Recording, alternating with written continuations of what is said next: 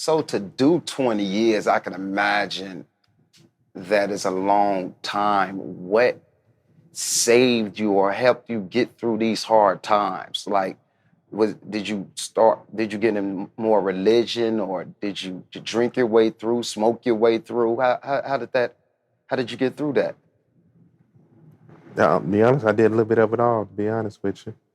I started off drinking, drowning in my misery, being angry, mad, bitter, me against the world type attitude or mentality. After that, I went through that phase, and then I went to the phase of, do I want to die in prison? Do I want to live? Do I want to die in prison? Do I want to live and try to make it out? I went through that phase of asking myself questions and trying to figure out had people actually did 30 years in prison, had people actually made it out. Is this something people could do? Is this doable? So I started researching that and realized people have done it.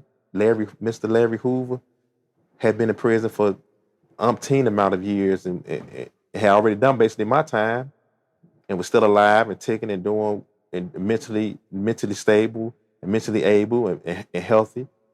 Malcolm X had did it.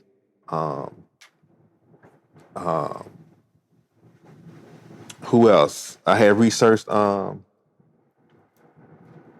what's my man's name? From South Africa. Mandela? Mandela had did it, Mm-hmm. So Mandela had did 29 years straight, Right. and got out and became the president of his country. Right. And so these people become inspirational when you face that type of time. When you research and see these people have done this type of time, they motivate you to say I could do it. And so I went from that, and I had to just let go of all my madness and my anger and my bitterness, and and find what my grandmama, my big mama, and my mama always said you gotta find. You gotta find God. Get spiritual. And I began to get spiritual, and I just began to transition, and things just began. Once you let go of all that weight on you, and begin to find yourself and find your purpose, and take on other concepts and ideologies in life, and begin to educate the mind, allow the mind to open up. It's a whole other world, man. It's a wonderful world. Right. So you've been out close to 2 years now? Yeah, I'm going on 2 years. Yeah, you got out right before this COVID spike, huh? Yeah, right before the COVID spike, I got out. Of course, I'll say Allah is the best of planners. Man planning, and Allah planning. God, Allah knew, this was time for you to get out, man. It's about to get a little bit bad in these places. Right. Because the medical system in those federal prisons is not good. They don't do nothing to help the men like that. But for something like that, the COVID to take over something like the prison system, the federal prison system, man, it's bad. For when they have small incidents, or like just the common cold or the flu, it's bad. For something like the COVID to take over, people don't really know what to do, and they really not really out to save your life or help you. They basically hoping, hey, you go ahead and die. So what you think need to be done, like if it was one main topic that need to be done to correct correctional facilities, what would that one be if you could just give out one main topic? A one main topic? That's just too big for that it just has to be changed. The one main topic that just has to be changed. I think the one main topic is just hands-on career-based, hands-on career-based job programs. Job program.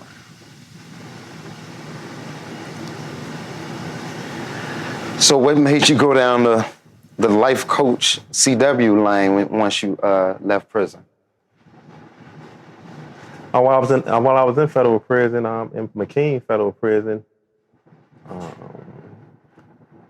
the head of the life coach, the institution of life coaching college, a program came to our prison and was invited in by the assistant warden named Miss Folk that was at McKean Prison, who was the assistant warden at McKean Prison, which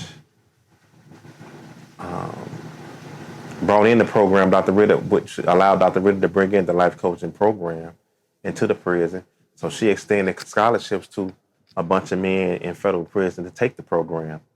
And I really didn't know what life coaching was about at the time. It was all new.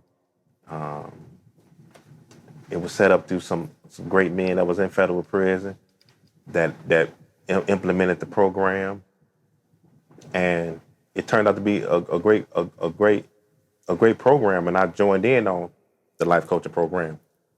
And so once I learned the skills of life coaching, I realized like these are some wonderful skills. These skills could get you far along in life. Just with dealing with people, common people every single day, knowing how to ask a powerful question, knowing how to ask an open-ended question,